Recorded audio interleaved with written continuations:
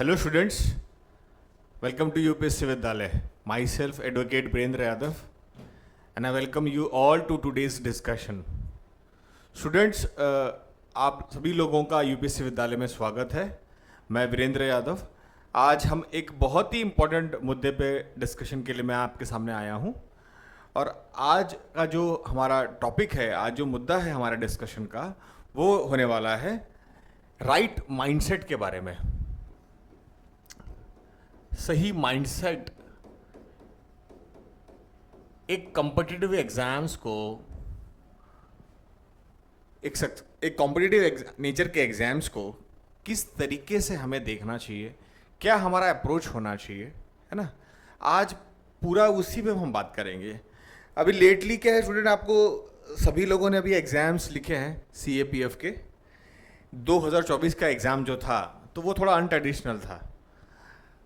Syllabus change हुआ है, लोग कह रहे हैं एग्ज़ाम टफ आया है ना. तो बच्चों में एक हिसाब से थोड़ी सी निराशा भी है ना.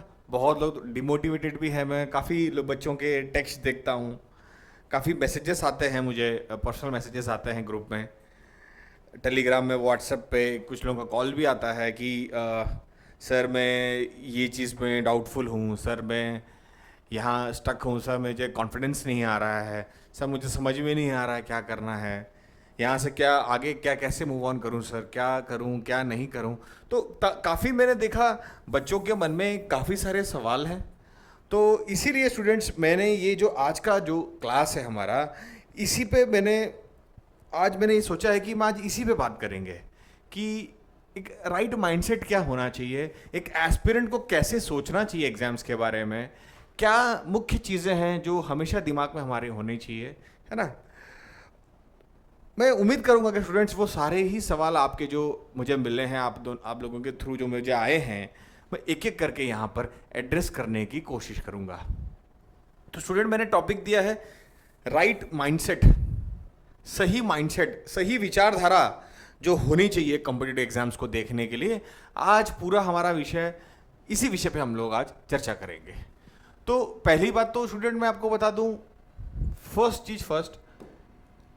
एक यूपीएससी का जो एग्ज़ाम है ये, है ना, यूपीएससी के एग्ज़ाम्स के बारे में बात करूंगा.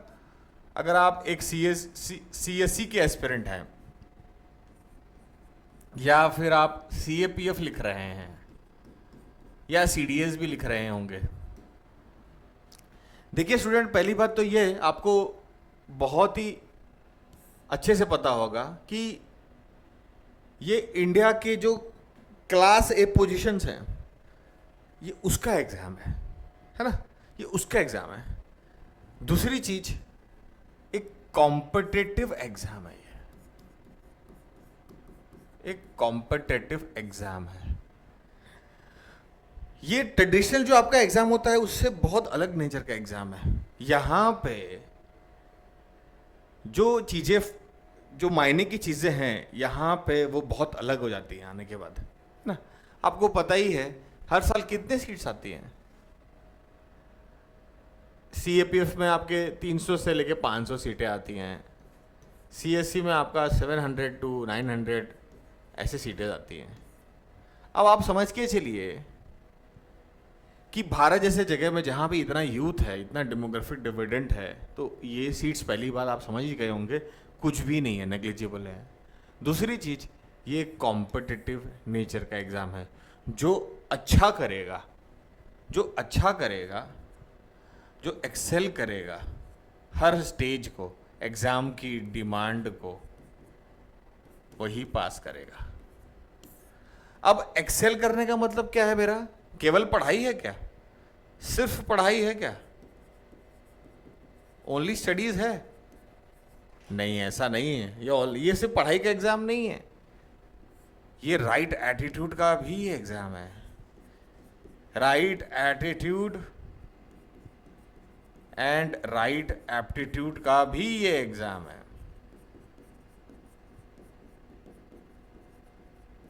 तो स्टूडेंट, आज इसी पे बात करेंगे हम लोग.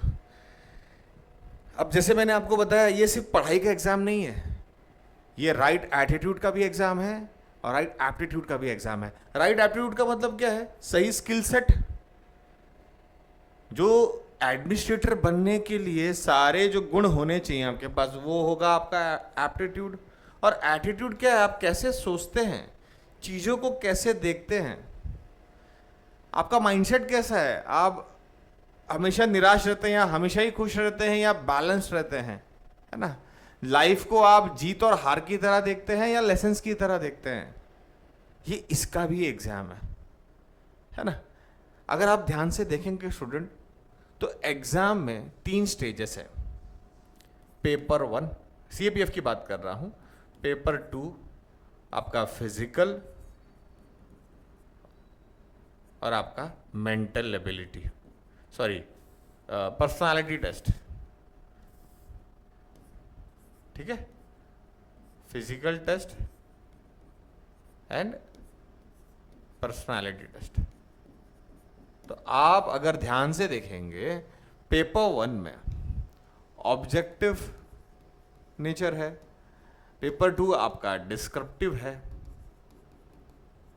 फिजिकल में आपकी फिजिकल स्ट्रेंथ और फिजिकल स्टैंडर्ड जो भी है वो देखा जाएगा, और पर्सनालिटी में आप सोचते कैसे हैं, स्ट्रेस को कैसे मैनेज करते हैं, है ना? आपका बॉडी लैंग्वेज क्या रहता है, आप एक एडमिनिस्ट्रेटर बनने के काबिल है या कितना काबिल हैं, कितने नहीं हैं, वो आपकी पर्सनालिटी में देखा जाता है ना? आपका स्ट्रेस मैनेजमेंट, बॉडी लैंग्वेज कैसे है आपका, आपका बोलने का तरीका कैसे है, कितना फॉर्मली आप बोलते हैं, कितना इनफॉर्मली आप बात करते हैं, आपका ओवरऑल अंडरस्टैंडिंग क्या, आप जिस पोस्ट पर बैठने जा रहे हैं उस हिसाब का कैलिब्रे या मेंटेलिटी आपके पास है या नहीं है, ये यहाँ पर टेस्ट होता है। तो स्टूडेंट, अगर आप ध्यान से देखेंगे तो आपकी ऑब्जेक्टिविटी, लिखने का तरीका, सोचने का तरीका, आपका बॉडी और आपका माइंड, ये सबका एग्जाम है ना? कुछ लोग क्या सोचते हैं कि मैं केवल पढ़ लूँगा मेरा काम बन जाएगा, 17 घंटे 18 घंटे पढ़ूंगा मेरा काम बन जाएगा। वो ठीक है, आपको वो यहाँ पे नंबर दे देगा, पर ये जो फिजिकल स्टैंडर्ड, अगर आपने अपने हेल्थ को निगलेक्ट किया या अपनी पर्सनालिटी को निगलेक्ट किया, तो भी आपके नंबर कम ही होंगे और मोस्ट लाइकली है कि काम बनेगा भी नहीं। तो स्टूडेंट, इसीलिए मैं, अगर आपने देखा होगा मेरे ओरिएंटेशन क्लास में भी और वैसे भी मैं हमेशा कहता रहता हूँ, स्टूडेंट्स पहले आपको एग्ज़ाम का सही डिमांड समझना है, एग्ज़ाम की किस नेचर के जॉब में आप जाएंगे, वहाँ पे क्या हालात होगा, गवर्नमेंट क्या एक्सपेक्ट कर रही है बच्चों से, यूपीएससी क्या एक्सपेक्ट कर रहा है बच्चों से, और यूपीएससी का नोटिफिकेशन क्या एक्सपेक्ट कर रहा है आपसे। जब वो सारी चीज़ों को आप समझ के अपने आप को फिर उस पर तैयार करेंगे ना, तब आपका काम बहुत इजीली भी होगा और शॉर्ट हो जाएगा। पर अगर आपने ये सब चीज़ों को समझा नहीं है तो आप हमेशा अटकते ही रहोगे, यहाँ निकलोगे वहाँ अटकोगे, वहाँ निकलोगे वहाँ अटकोगे, है ना? तो स्टूडेंट, इसीलिए ये मुद्दा आज मैं लेके आया हूँ, क्योंकि मैंने देखा है कि बच्चों के अंदर अंडरस्टैंडिंग और अप्रोच का गैप है, बच्चों में बहुत स्ट्रेस है, बहुत मिसगाइडेड है स्टूडेंट्स, है ना? बच्चों को पता नहीं है कि क्या करना है, अभी ये टाइम है तो मैं क्या करूं, अभी मैं शुरुआत कर रहा हूं तो मैं क्या करूं। कुछ रिपीटर्स हैं, वो भी कंफ्यूज्ड हैं कि पेपर ऐसा चेंज हो रहा है, मैं 3 साल से लगा हुआ हूं, कुछ आ नहीं रहा है। तो वो इसीलिए मैंने ये डिस्कशन आज का लाया है। तो मैंने आपको एक पहले जनरली एक बता दिया कि एक तो कॉम्पिटिटिव एग्जाम है, इसमें एक्सेल करना होता है, इसे पढ़ाई का एग्जाम नहीं है स्टूडेंट, बहुत हद तक माइंडसेट का भी एग्जाम है। और मैंने आपको बताया कि कैसे यूपीएससी सब कुछ टेस्ट करता है, आपका सिर्फ पढ़ाई टेस्ट नहीं कर रहा है, वो ऑब्जेक्टिविटी देख रहा है, कितना प्रिसाइसनेस आपके अंदर है। अगर आपको लिखने बोल रहा है तो आपका पूरा थॉट वो ऑब्जर्व कर रहा है डिस्क्रिप्टिव पेपर में।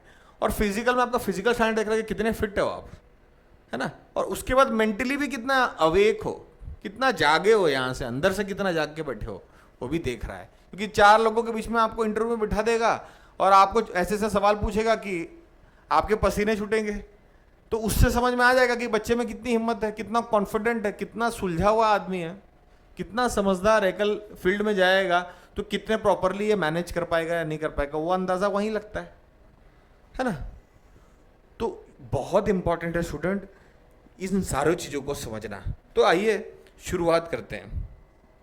मैंने स्टूडेंट ऐसा सोचा है कि मैं ऐसे शुरुआत करूंगा कि एक एक बिगिनर है ना, अभी एक बच्चा आया है, उसको कैसे सोचना चाहिए, है ना। कोई एक रिपीटर है, उनको कैसे सोचना चाहिए, है ना। और जो लोग इंटरव्यू में भी जा रहे हैं, उनको कैसे सोचना चाहिए, जो लास्ट स्टेज पे भी हैं, इनको कैसे सोचना चाहिए। और ये पूरे एग्जाम का जो एक साइकिल है, एक चक्रव्यूह है ना, इसको कैसे पार करना चाहिए, क्या माइंडसेट लेके चलना चाहिए, इसी के बारे में आज हम बात करेंगे, है ना। सबसे पहली बात स्टूडेंट, बिगिनर से चालू करते हैं। देखिए, अगर आप एक बिगिनर हैं, आपने अभी चालू किया है, अभी आप इसमें आए हैं, तो मैं बता दूं, बहुत इम्पोर्टेंट होता है आपके लिए पहले एग्ज़ाम्स के पूरे नेचर को समझना, एग्ज़ाम के पूरे नेचर को समझना, है ना। पहली बात सबसे इम्पॉर्टेंट है एग्ज़ाम्स के पूरी understanding, A to Z of the exam को समझना कि ये एग्ज़ाम है क्या, क्या ये लेगा, है ना। आप कितना तैयार हैं इस एग्ज़ाम को फेस करने के लिए, क्या आपकी स्ट्रेंथ है, क्या आपकी वीकनेसेस हैं, क्या आपकी पर्सनालिटी में कहाँ कहाँ क्या क्या कमियां हैं। सबसे पहले ये एनालिसिस करना बहुत इम्पॉर्टेंट है। जो बच्चे जितना जल्दी इसको एनालिसिस कर लेंगे, वो उतने फ़ायदे में रहेंगे, वो उतने जल्दी इस एग्ज़ाम को टैकल कर पाएंगे। तो अगर आप बिगिनर हैं, तो जैसे मैं हमेशा कहता हूँ, एग्ज़ाम के नेचर, आप कहाँ जाना चाह रहे हैं, आर्म फोर्सेस में जाना चाह रहे हैं, आर्म पुलिस फोर्स में आप जाना चाह रहे हैं, क्लास ए के ऑफिसर बनना चाह रहे हैं, तो आपको क्या करना चाहिए स्टूडेंट। सबसे पहले अगर आप एकदम न्यू हैं, तो मैं आपको बता दूं, आपका सिलेबस, पास ईयर क्वेश्चंस, है ना, और सारे बुक लिस्ट होना चाहिए, है ना। और आपको कुछ अच्छे मेंटर से, कुछ आपके फ्रेंड्स हो सकते हैं, कोई आपके टीचर हो सकते हैं, कुछ आपके कलीग्स होते हैं, कोई सीनियर हो सकते हैं, उनके साथ बैठ के उनके एक्सपीरियंस को समझना चाहिए, उनके एक्सपीरियंस को आपको जानना चाहिए। जिन्होंने एग्ज़ाम एक्सेल कर रखा है, जिन्होंने एग्ज़ाम में अच्छा परफॉर्म कर रखा है, उनसे मिलके आपको इस एग्ज़ाम की ट्रू नेचर को समझने की कोशिश करनी चाहिए, है ना। अगर आप सोचेंगे कि नए आए हैं, ये सिर्फ पढ़ने का एग्ज़ाम है, मैं पढ़ूंगा, मैं पढ़ते पढ़ते रहूँगा तो मेरा हो ही जाएगा, किसी का हुआ है वो क्यों नहीं हुआ, उसने पढ़ाई नहीं की होगी, ऐसा नहीं है। आप अगर इस लाइन में आए भी हैं, तो आपको एक दो सीनियर लोगों से मिलना चाहिए, और एग्ज़ाम्स के बारे में, इसके एग्ज़ाम्स के नेचर के बारे में आपके मेंटर्स हो सकते हैं, टीचर हो सकते हैं, आपके फ्रेंड्स हो सकते हैं, आपके सीनियर्स होना चाहिए, उनसे पूछ के आपको एक ब्रॉडली एग्ज़ाम क्या डिमांड करता है, क्या मेंटल एबिलिटी डिमांड करता है, कितना स्ट्रेस आता है बच्चे के ऊपर, इसके बारे में थोड़ा सा अंदाज़ा लेके अगर आप आएंगे, तो आप बेटर प्रिपेयर्ड रहेंगे, है ना। तो जो बिगनर हैं, जो अभी आए हैं, जो पहला अटेम्प्ट लिखने वाले हैं 2025 में, है ना, उनको क्या करना चाहिए अभी, उनको बहुत ओपन माइंड लेके आना चाहिए, है ना। अगर आप ओपन माइंड लेके आएंगे, सीखने का एटीट्यूड लेके आएंगे, है ना, पढ़ने का इंक्लिनेशन लेके आएंगे, और सीखना, एब्जॉर्ब करना चाहेंगे चीज़ों को, तो ज़्यादा बेटर कर पाएंगे, बहुत अच्छे से सस्टेन कर पाएंगे इसमें, है ना। और कैसा है स्टूडेंट, आपको अभी जैसे आप नए हैं, तो क्या होता है, नया नया बच्चा आके पढ़ना शुरू करता है, कुछ समझ में ही नहीं आता है, तो ये होगा। पर जब पढ़ने आप चालू कर देंगे, धीरे धीरे चीज़ें आप पहले पढ़ेंगे, तो थोड़ा सा बेस बनेगा, है ना। फिर बेस बनने के बाद ना, वो बेस बनने के बाद आपकी अंडरस्टैंडिंग बनने लगेगी, उसके बाद फिर आपका पर्सपेक्टिव बनने लग जाएगा, फिर आपकी हर मुद्दे पे एक विचारधारा बनने लग जाएगी, और उसके बाद जब आपको लगेगा ना कि हर मुद्दे पे आपकी अच्छी विचारधारा बन गई है, तो आपका ऑटोमेटिक कॉन्फिडेंस अपलिफ्ट होगा, और उसके बाद आप इस एग्ज़ाम को आराम से क्रैक कर लेंगे। पहले ही साल में, पहले कुछ लोग पहले साल में कर लेते हैं, कुछ लोग 2 साल में कर लेते हैं, कुछ लोगों को 5 साल लगता है। क्यों? वो यही कमी रहती है। कुछ लोगों ने आके एग्ज़ाम को बहुत बढ़िया से समझते हैं, एग्ज़ाम्स की पूरे रिक्वायरमेंट को समझते हैं, लोगों के एक्सपीरियंस से भी बहुत कुछ सीखते हैं, लोगों का लोगों से जाके मिलते हैं, मेंटर से मिलते हैं, टीचर से मिलते हैं और अपने पर्सपेक्टिव क्लियर कर लेते हैं, आइडिया क्लियर कर लेते हैं एग्जाम्स के नेचर के बारे में, पूरे एग्जाम्स को समझ लेते हैं और वर्क करते रहते हैं। पहले ही साल में बहुत लोगों को क्लियर ही समझ में ही नहीं आता कि क्या पढ़ना है नहीं पढ़ना है। कुछ लोग को 2 साल भी बाद भी पता नहीं रहता, कुछ लोग को 3 साल बाद भी पता नहीं रहता है। तो पहले ही साल में अगर आपने पूरे एग्जाम के नेचर और डिमांड को समझ लिया ना, फर्स्ट अटेम्प्ट में ही पूरा डिमांड को समझ लिया, तो स्टूडेंट मैं बता रहा हूँ रास्ता आपका बहुत आसान है। पर अगर आपने 2-3 साल उसको समझने में ही डाल दिया और कंफ्यूजन में ही रह गए, 10-50 लोगों से पूछने लग गए कि वो ये कोई ये कह रहा है, कोई वो कह रहा है, और आप फिर आपको ही पता नहीं आप कहाँ जा रहे हो, ऐसा होगा तो दिक्कत है ना। तो आप क्या एक्सपेरिमेंट में लगे रहोगे, एक्सपेरिमेंट ही करते रह जाओगे, एक्सपेरिमेंट करते करते टाइम वेस्ट कर दोगे, 2 साल निकल जाएगा, फिर आपको लगेगा, घर वाले बोलने लगते हैं कि भाई 2 साल हो गया कर क्या रहा है, फिर वैसे ही आप स्ट्रेस में आ जाओगे कि अब तो 3rd अटेम्प्ट आ गया, अब तो 4th अटेम्प्ट आ गया और काम खराब हो जाएगा। तो बहुत ज़रूरी है, जो एकदम बिगनर हैं, एकदम फ्रेश हैं, मैं आपसे कहूँगा ये एग्ज़ाम में जैसे मैंने पहले भी बताया, right attitude and right aptitude और उसके साथ हार्ड वर्क तो है ही है इसके अंदर, है ना। ये 2 चीज़ों के साथ हार्ड वर्क अगर आपका रहेगा, एग्जाम्स का नेचर अगर आपको पूरा समझ में आ गया है, तो मैं बता रहा हूँ स्टूडेंट आप सही रास्ते पे हो। अगर सही रास्ते पे हो ना, तो आज या कल अपने मंजिल में पहुंच ही जाओगे, है ना। तो ये बहुत इंपॉर्टेंट है नए बच्चों के लिए कि पूरे एग्जाम को नेचर को समझना और सही थॉट रखना दिमाग में। अब देखिए, हो सकता है इंडिविजुअली आप, हो सकता है कोई बहुत अच्छे इंस्टीट्यूट से बढ़िया पढ़ाई कर कर आए हों, हो सकता है आप IIT IIM से पढ़कर आ रहे हैं यहाँ पे, कुछ बच्चे हो सकता है रूरल बैकग्राउंड से होंगे, है ना, रूरल बैकग्राउंड से हो सकते हैं, कुछ बच्चे हो सकता है हिंदी मीडियम वाले भी हो सकते हैं इसके अंदर, है ना, कुछ लोग ऐसे भी बच्चे हो सकते हैं कि जिनका फैमिली बैकग्राउंड बहुत अच्छा नहीं हो, है ना, तो ये भी हो सकता है। मैं आपको ये बता देता हूँ स्टूडेंट, ये सब चीज़ें मैटर ही नहीं करता है कि आप कहाँ इंस्टीट्यूट से पढ़कर आए थे, रूरल बैकग्राउंड से हैं, हिंदी मीडियम से हैं, या कोई और बैकग्राउंड से हैं, आपके पास पैसे का शॉर्टेज है, वो तो है ही। देखिए, वो तो ये सब चीज़ें तो डेफिनेटली डिटरेंट है ही। एक हिसाब से मैं कहूँगा, डिटरेंट नहीं बोलूँगा, एक हिसाब से वीकनेसेस तो रहती ही है। अगर आप एक हम्बल बैकग्राउंड से हैं या हिंदी मीडियम से, तो थोड़ा सा रहता ही है, चैलेंजेस थोड़ा बढ़ जाता है। पर मैं आपको एक बात बता रहा हूँ स्टूडेंट, ये ही सिर्फ चैलेंज नहीं है। अगर आपने एग्ज़ाम के नेचर को समझ लिया ना, एग्ज़ाम्स के सही नेचर को समझ लिया, सिलेबस PYQ बुक समझ लिया, और पूरे एग्जाम्स का क्या डिमांड होगा, क्या अप्रोच होना चाहिए, राइट एटीट्यूड, राइट एप्टीट्यूड और हार्डवर्क करना, आप हार्डवर्क करने के लिए रेडी हैं, तो मैं बता रहा हूँ आपका बैकग्राउंड मैटर करता ही नहीं है। आप सिलेबस तो देखिए, नोटिफिकेशन देखिए, क्या पूछा गया है, यही तो मांगा है कि एक तो नॉर्मल ग्रेजुएट हो, नॉर्मल ग्रेजुएट ही तो मांगा है ना। कोई ऐसा थोड़ी बोला है कि बहुत हाई फाई इंस्टीट्यूट से पढ़ गया होगा तभी होगा, या बहुत तेज अंग्रेजी बोलते होगा तभी होगा, ऐसा तो कहीं दिया ही नहीं है।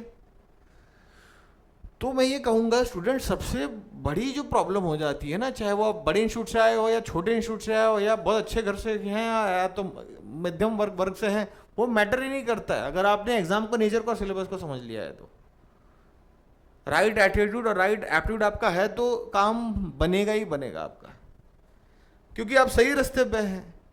तो एक गलती होगा, दूसरे में तो पकड़ ही लोगे ना। पर आप पिछले 3 साल से गलती ही कर रहे हो, तो अब पूरा आपका माइंड ही वैसा हो गया, गलती करने वाला। वो माइंड क्या करता है, जब लगातार आदमी 2-3 साल से फ्लॉप आइडिया पे काम कर रहा है, तो फिर वो चौथे साल में अगर राइट आइडिया पे काम भी करने जाएगा, तो वो जो पिछला बैगेज है ना, वो उस पर हावी हो जाता है। उसको लगता है 3 साल से तो यही कर रहा हूँ, हो तो नहीं रहा है, अब ये नए तरीके से क्या हो जाएगा। इसीलिए मैं बोलता हूँ कि नए बच्चों को सही जगह पहुँचना बहुत इंपॉर्टेंट है। आज मार्केट में क्या हो रखा है, इंफॉर्मेशन का ओवरलोड है, कोई कंटेंट की कमी थोड़ी है। जब हम लोग तैयारी करते तो बात अलग थी, उस टाइम कोई बताने वाला नहीं होता था, किताबें नहीं होती थी, समझ में नहीं आता था कहाँ से पढ़ना है, कोई सोशल मीडिया नहीं होता था। पर आज ऐसा थोड़ी है, आज तो हर दूसरा आदमी UPSC का टीचर है ना, और जो ऑफिसर बन गए वो भी टीचर बन गए हैं अब तो अब तो कमी है ही नहीं, है ना। पर क्या है, आप देखिए, जब इंसान पास हो जाता है, कोई भी आदमी पास हो जाता है एग्जाम को, तो वो स्टार बन जाता है, और सबका अपना अपना स्टोरी रहता है फिर, है ना। कि मैंने तो पढ़ा ही नहीं, मैंने तो कुछ किया ही नहीं, मैंने तो इतना ही किया था, मेरा तो हो गया, है ना। और आपको पता ही है स्टूडेंट, सक्सेस ना एक फॉर्म ऑफ, आप कह सकते हैं कि एक सक्सेस सक्सेस क्या है। अगर आप सक्सेसफुल लोगों से बात करेंगे तो आपको पता चलेगा कि वो बहुत सक्सेसफुल स्टूडेंट्स आपको ऐसा बताएंगे कि कुछ था ही नहीं, बहुत आसान था, है ना। तो मैं ये बोलूँगा कि आपको सक्सेसफुल स्टूडेंट्स को तो देखना ही चाहिए, साथ साथ में जिन्होंने स्ट्रगल किया है, जिनका फेलियर रहा है, उनका भी सुनना चाहिए, ताकि आपको स्टोरी का दोनों साइड पता हो, एक ही साइड का स्टोरी नहीं पता हो, है ना। फेलियर भी बहुत कुछ सिखाएगा लाइफ में, फेलियर बहुत ज़्यादा सिखाता है जीवन में, सक्सेस से ज़्यादा फेलियर सिखाता है ना।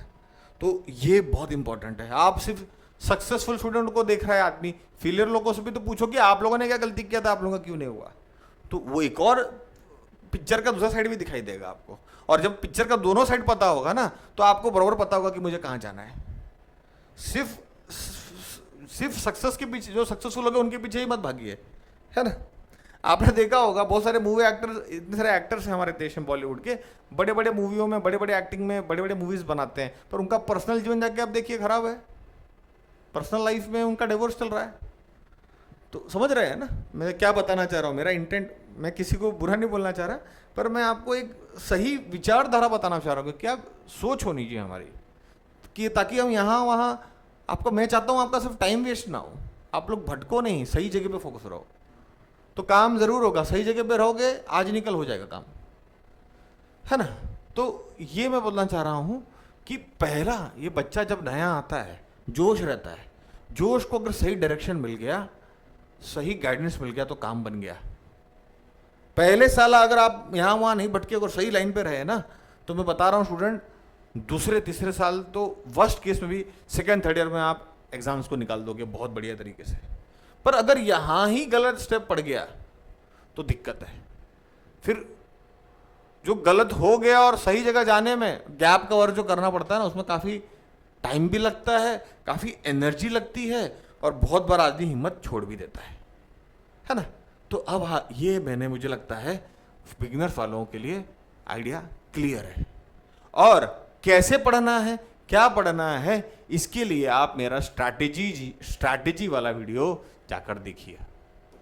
स्ट्रैटेजी का जो मैंने वीडियो लिया है, स्ट्रैटेजी फॉर CAPF 2025, आप उसको देखिए और शुरू कर सकते हैं अपना काम। अब आते हैं रिपीटर्स के लिए। देखिए, मैं रिपीटर्स को एक बात बोलना चाहूँगा।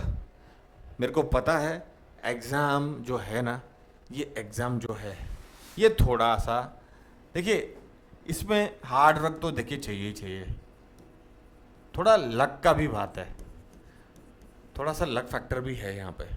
मैं मानता हूँ, समझिए आपने बहुत हार्ड वर्क किया होगा 2024 में, अच्छा खासा हार्ड वर्क आपने किया होगा, 23 में भी आपने बहुत अच्छा हार्ड वर्क किया होगा। पर कभी कभी क्या होता, हो सकता है आपने सोचा होगा कि चलो यार ये 15 टॉपिक मुझे इंपॉर्टेंट लग रहे हैं, यही चलता हूँ करके। हो सकता है यूपीसी ने उस टाइम शिफ्ट कर दिया, पूछने का अप्रोच चेंज कर दिया, पेपर का सिलेबस चेंज कर दिया, ओरिएंटेशन चेंज कर दिया। अब आप जो पढ़ के गए थे वैसा तो पेपर आया ही नहीं, पर कुछ लोग कुछ पढ़कर गए होंगे, वही आ गया, है ना। कुछ लास्ट में ही, लास्ट के 5 दिन ही कुछ 6-7 टॉपिक पढ़े, उधर से ही आ गया, तो उनका कॉन्फिडेंस बूस्ट हो गया एग्जाम में। अरे यार, मैंने तो भी पढ़ा था, यही आ गया, मैंने सब लिख दिया अच्छे से, काम बन गया। ये भी होता है। कई बार आप पेपर में बहुत अच्छा करके आए हो, पेपर 1 पेपर 2 में बहुत अच्छा करके आए हो, इंटरव्यू में नंबर नहीं मिला, इंटरव्यू में थोड़े नंबर कम दे दिया, या इंटरव्यू में पेनलाइज हो गए आप, और वहाँ से पत्ता कट गया, है ना। तो होता है। मैं आपसे ये कहूँगा स्टूडेंट, अगर आप रिपीटर हैं, 2-3 साल से आप दे रहे हैं, आपको अगर अच्छा नंबर नहीं आ रहा है, लो स्कोर आ रहा है, आपको कॉन्फिडेंस नहीं आ रहा है, या आपको समझ में ही नहीं आ रहा है कि क्या करना है, तो ये टाइम है आपको ज़रूर एक मेंटर से मिलना चाहिए और अपने पूरे परफॉर्मेंस को डिस्कस करना चाहिए। देखिए, अगर आप रिपीटर हैं और रिपीट करते करते भी 2 साल 3 साल डालने के बाद भी स्कोर नहीं आ रहा है, पेपर को देख के कॉन्फिडेंस नहीं आ रहा है, आपको समझ में नहीं आ रहा है कि मैं अभी क्या करूं, तो मैं सही में कह रहा हूं, आपको एक बहुत अच्छे मेंटर से मिलने की ज़रूरत है। क्योंकि देखिए मैं बता रहा हूं, एग्ज़ाम पास करने के लिए एक ही अटेम्प्ट बहुत होता है, एक ही अटेम्प्ट में हो जाता है। सिलेक्शन के लिए तो एक ही अटेम्प्ट बहुत है। अगर लास्ट अटेम्प्ट भी है तो क्या उसमें भी आप समझ गए और सही तैयारी करके गए हो ना, तो काम बन जाएगा। मैं स्टूडेंट देखिए बहुत खुल के बोलता हूँ आपको, भले आप कभी भी ना भीड़ से मत डरिए कि अरे यार 5,000 लोग फॉर्म भरते हैं, लाखों लोग फॉर्म भरते हैं, कहाँ मेरा होगा। मैं आपको बता रहा हूँ, पढ़ने वाले ज़बरदस्त कैंडिडेट की जनसंख्या बहुत ही कम होती है। ये वैसे भी इतना कॉम्पिटिटिव एग्जाम्स हैं यूपीएससी के, ऐसे ही बच्चे भाग जाते हैं, आते ही नहीं है। और जो आते हैं वो भटक जाते हैं। कई लोगों का बहुत कुछ चल रहा होता लाइफ में, वो उसमें फंसे रहते हैं।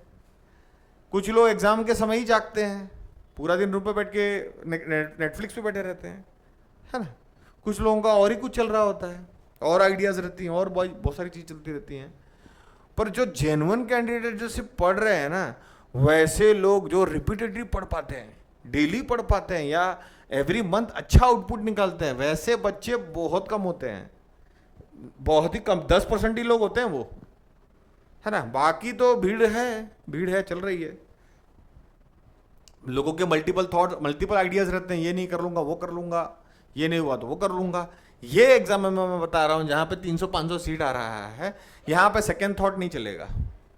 यहाँ पे प्रायोरिटी रहना चाहिए कि भाई लेना है, सर्विस में जाना है। और उसके लिए अगर आपका दिमाग उछल कूद कर रहा है और आपको पुश कर रहा है, पुश आ रहा है, तो आराम से कर जाओगे। पर मैं आपसे ये कह रहा हूँ, अगर आप रिपीटर हैं, 2-3 साल से दे रहे हैं, आपका स्कोर कम ही आ रहा है, कॉन्फिडेंस बन नहीं रहा है, और क्या करना है समझ में नहीं आ रहा है, तो क्या है ना स्टूडेंट, ये बिगिनर वाला जो मैंने कमी बताया था ना, यही गलती हो गया है। इसको अभी भी आप सुधार सकते हो। अटेम्प्ट 1 बचा है, 2 बचा है, डजंट मैटर। अगर आपने एक अटेम्प्ट, आपने देखिए कुछ तो कुछ पढ़ा ही होगा, रिपीटर है तो आपने पढ़ा तो होगा ही, डेफिनेटली एफर्ट तो मारा ही होगा। बस थोड़ा सा समझदारी बिठा लोगे ना, कहाँ कम ज़्यादा कहाँ, और वो बिठा लोगे तो काम बन जाएगा। और यहाँ पे आपको एक अच्छा मेंटर बहुत हेल्प करेगा। सही मेंटर की मैं बात कर रहा हूँ, है ना, जिसको पता है क्या लगता है यूपीएससी एग्जाम्स को लिखने में। आजकल तो वैसे मेंटर, आज तो यूपीएससी के मेंटर तो बहुत लोग बने हुए हैं, है ना। तो उसमें, उस समुद्र में आपको समझना पड़ेगा कि मेरा गुरु कौन है, और वो सही आदमी आपको मिल गया, उसने सही चीज़ बता दी तो काम बन जाएगा, इधर काम हो जाएगा आराम से। क्योंकि उसका एक्सपीरियंस है, उसने बहुत लोगों का सक्सेस स्टोरी देखा है, बहुत लोगों को सक्सेसफुल करवाया है ना। अप एंड डाउन्स वो खुद जानता है कि इस तैयारी में क्या लगता है। तो ऐसे अगर आप रिपीटर हैं, लो मार्क आ रहे हैं, अभी भी मार्क्स कम ही आते जा रहे हैं, हर बार कम आते जा रहे हैं, तो मैं कहूँगा आपके पास क्लैरिटी की बहुत डिमांड है, बहुत क्लैरिटी की ज़रूरत है। एक बार किसी अच्छे मेंटर से बैठ के चीज़ों को बहुत अच्छे से डिस्कस करिए, अपने स्ट्रैटेजी से लेके, अपने तैयारी से, अपने वे ऑफ वर्किंग से, अपने एटीट्यूड एप्टीट्यूड के बारे में भी डिस्कस करिए, और अपने सारे डाउट्स क्लियर करके ना स्टूडेंट, मैं बता रहा हूँ, इस पर वर्क करिए।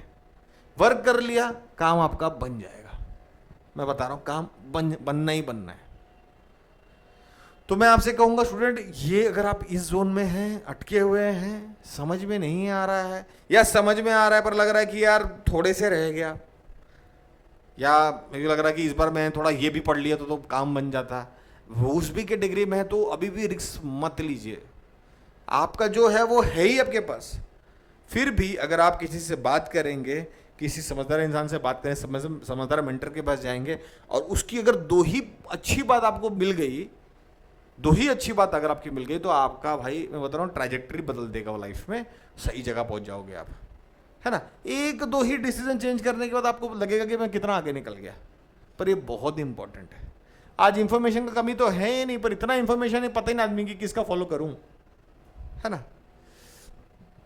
और मैं स्टूडेंट एक बात और बता देता हूं, ये एग्जाम में ना कॉपी पेस्ट नहीं चलता है कि रैंक 2 ने ये स्ट्रैटेजी अपनाया था मैं भी वही करूंगा, रैंक 3 ने ये अप्रोच अपनाया था मैं भी वही करूंगा। अरे भैया, रैंक 2 का, रैंक 3 का, रैंक 1 का लाइफ अलग है, अलग जगह का आदमी है, उसका बैकग्राउंड अलग है, उसका पूरा लाइफ एक्सपीरियंस अलग है, उसकी पढ़ाई लिखाई अलग है, सोशल कंडीशनिंग अलग है, माँ पिताजी अलग है।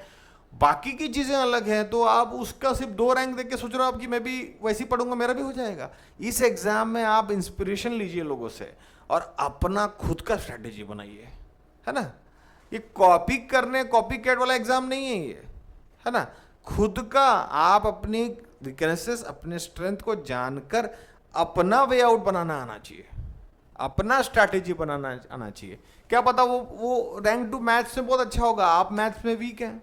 क्या पता वो ऐसे लिखने में बहुत तेज होगा, आपका ऐसे लिखना कमजोर है। तो कैसे पैरेलल ड्रॉ कर सकते हैं आप कि रैंक 2 की स्ट्रेटेजी अभी मैं भी ये फॉलो करूंगा? ऐसा नहीं चलता है ना। क्योंकि रैंक 2 हो सकता है, रैंक 2 हो सकता है कि बहुत अच्छे इंस्टीट्यूट से पढ़ा, वो पूरा जीवन भर स्टूडियस ही बच्चा रहा हो, हमेशा एक्सेल करता हो, है ना। उसके माँ पिताजी डिप्लोमेट ब्यूरोक्रेट रहे हो, सब उनको बचपन से ही गाइडेंस मिला हुआ है। आपका वैसा नहीं है ना।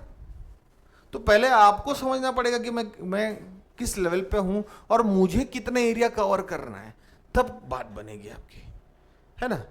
तो समझना पड़ेगा आपको ये सब चीजों को कि क्या क्या फैक्टर्स प्ले में हैं, और तब आप जब सही से बिठाओगे काम बनेगा। अब आते हैं जो लोग यहां सर निकल कर यहां पहुंच गए हैं इंटरव्यू में, उनके लिए स्टूडेंट मैं आपको बता देता हूं, ये बहुत ही वाइटल स्पॉट है यहाँ पे आना। यहाँ पे अगर आप आ रहे हो तो बहुत बड़ा लड़ाई जीत के आप यहाँ तक आए हो। तो इधर आने के बाद ना कोई लापरवाही नहीं। सबसे पहली बात, यहाँ पे आने के बाद आदमी को एक हो जाता है कि बहुत ओवर कॉन्फिडेंस हो जाता है। मैं सबकी बात नहीं कर रहा हूँ, पर मैंने जो जनरल ऑब्जर्वेशन मेरा रहा है वो बता रहा हूँ कि अब तो मैं इंटरव्यू में आ ही गया हूँ, अब तो मैं कर ही गया हूँ। आपको पता ही है इंटरव्यू में 3000 लोग को बुलाते हैं या 16-1800 2000 लोग को बुलाएंगे, सिलेक्शन तो 500 लोग का ही है। 2200 लोग को बुला रहे हैं, सिलेक्शन तो 500-400 लोगों का ही है ना। आपको पता ही है हर 3-4 बच्चे पे एक 3 पे हर बच्चे को एक बच्चे को लेना है, हर 3 के भीड़ पे हर 3 स्टूडेंट पे एक को लेना रहता है। तो सबसे पहली बात स्टूडेंट, ये ओवर कॉन्फिडेंस एग्जाम में कहीं पे भी काम नहीं करना, ये कहीं पे भी नहीं होना चाहिए, है ना। देखिए कॉन्फिडेंस और ओवर कॉन्फिडेंस में बहुत छोटा सा गैप होता है। कभी भी वो ज़्यादा ओवर कॉन्फिडेंट नहीं होना है एग्जाम में किसी भी लेवल पे, है ना। कॉन्फिडेंट रहिए, ओवर कॉन्फिडेंट बहुत बुरी चीज़ है एग्जाम के लिए, है ना। तो सबसे पहले मैं आपको बता दूं, अगर आप इंटरव्यू जा रहे हैं, बहुत अच्छा आपने अभी तक किया है, पर इस स्टेज को निगलेक्ट मत करिए, है ना। मैं बता रहा हूँ इंटरव्यू बहुत स्कोरिंग है, मगर अगर आपने राइट एटीट्यूड नहीं है, राइट माइंडसेट नहीं है, एग्जाम्स के डिमांड को समझे नहीं हो, तो इधर भी ब्लंडर हो सकता है और इधर भी बाहर हो सकते हो।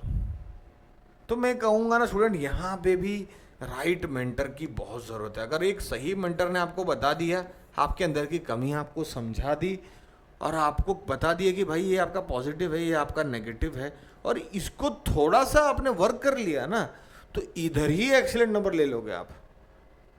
चलो मान लिया आपने पेपर 2 के कट ऑफ के जस्ट थोड़े से ऊपर ही है, अगर कट ऑफ के मान लेते हैं थोड़े से ही ऊपर बैठे हो, इधर अगर आपने इधर को कवर कर लिया ना, तो सीधा टॉप 10 रैंक के अंदर आ जाओगे।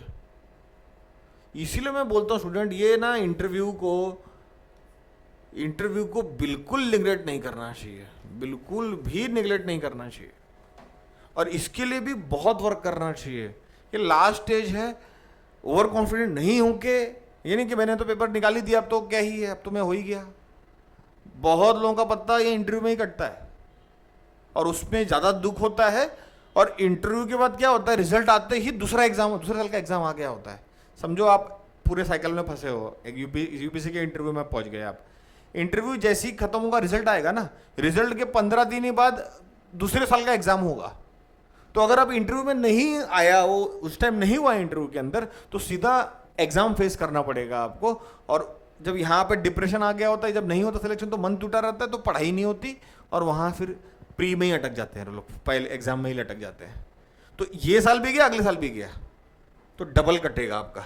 तो इससे बचना है। ओवर कॉन्फिडेंट में बता रहा हूँ स्टूडेंट बिल्कुल खराब है इस एग्जाम में, किसी भी लेवल पे। जो बोर्ड में बैठे हैं ना, उनको फर्क नहीं पड़ रहा, उनका दिन रात का काम है ना। उनको क्या है, आपके अंदर एक कमी भी देख लिया, बोर्ड को लग गया कि भाई मैं नहीं चाह रहा था ये कमी इसकी मुझे दिखे, पर मुझे तो दिख गई, तो नंबर काट लेगा। और वो उसके 5 नंबर काटने से ना आपका बहुत नुकसान हो जाएगा, उसका कुछ नहीं होगा। तो क्या है, यहाँ पे गलती का स्कोप नहीं है, ओवर कॉन्फिडेंट होना ही नहीं है एग्जाम के अंदर, कहीं पे भी नहीं होना ओवर कॉन्फिडेंट। और अगर आपने सही मेंटर ने आपको पॉजिटिव नेगेटिव समझा दी और आपने वर्क कर लिया तो भाग्य ही बदल सकते हैं। क्या पता रैंक आती थी 300, तो मेंटर ने बता दिया, अगर आपको सही अपना पर्सनैलिटी को समझ गए, एग्जाम को डिमांड को समझ गए, सीधा 50 स्टार्टिंग के 10 रैंक के अंदर आ जाओगे आप। इतना पावर है इंटरव्यू में, तो समझिए इन बातों को। अब मैं कहूँगा लास्ट टॉपिक पे भी आएंगे आज, कि अभी एग्ज़ाम हो चुका है, CAPF 2024 का एग्ज़ाम हो चुका है। अभी इंटरव्यू, अभी पेपर 1 पेपर 2 के रिजल्ट आने बाकी हैं, और इंटरव्यू भी आने वाला है उसके बाद फिजिकल आएगा, फिर इंटरव्यू आएगा। ठीक है, अब मैं बताना चाह रहा हूँ कि करना क्या है।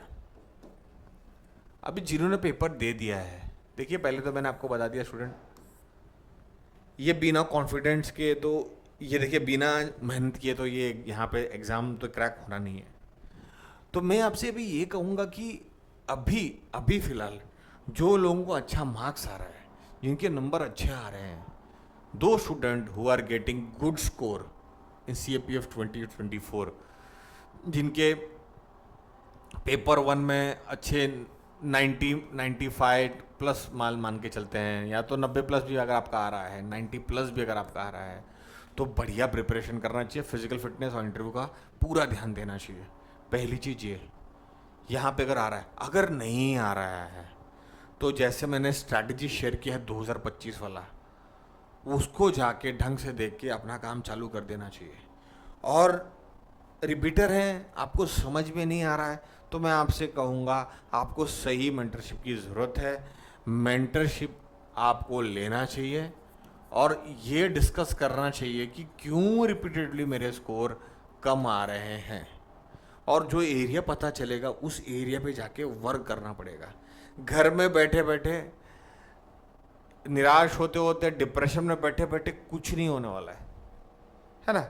हो सकता है आपको लग रहा होगा कि चलो छोड़ देता हूँ, कुछ आप भी और भी मन में माइंडसेट लेके चल रहे होंगे, अच्छी बात है, पर आपने 3 से 4 साल इसमें डाला है, 1 साल और ढंग से डाल दीजिए, मैं बता रहा हूँ काम बन सकता है, आपका काम बन ही जाता है। मैंने बहुत लोगों को देखा है, उनको लग रहा था होगा ही नहीं, एक आइटम बचा था, सही दिमाग लगा दिया, काम बन गया।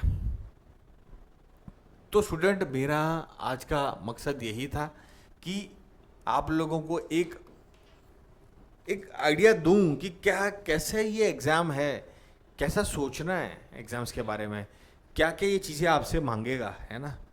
आपके देखिए मैं बता रहा हूँ, घर की दशा, आपके लाइफ का प्रॉब्लम, बहुत कुछ हो सकता है, पर स्टूडेंट वो सब चीज़ें ना यहाँ मायने नहीं रखता है।